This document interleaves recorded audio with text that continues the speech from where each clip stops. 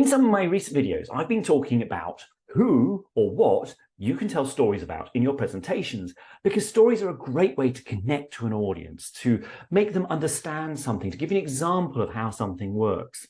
So in previous videos, we've talked about telling your own stories, things that have happened to you.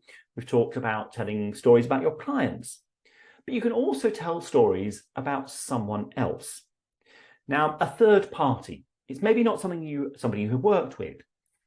If you are telling somebody else's story, a story that perhaps they tell on the stage, or maybe they've told in a book, you must credit it. You must not try and pass it off as your own.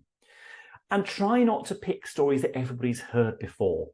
I really don't need to sit in an audience and hear about the invention of the iPhone again, or how Post-it notes were almost discovered by accident.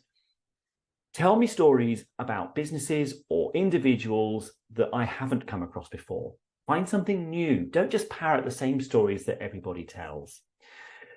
But try to build up a library of stories that allow you to make different points, because not every story is going to work for every point you want to make, and every story is not going to work for every audience you may be speaking to.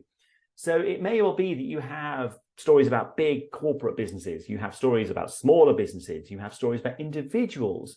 If you're not in business at all, then maybe you're going to have stories that you've seen elsewhere, news stories, all those sorts of things. But as I say, if you're using somebody else's story, you must credit it.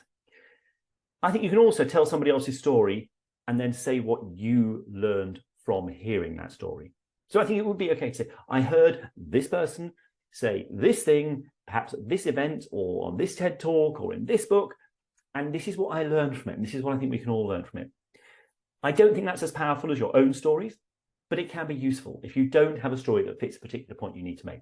But please make sure you credit somebody else's story.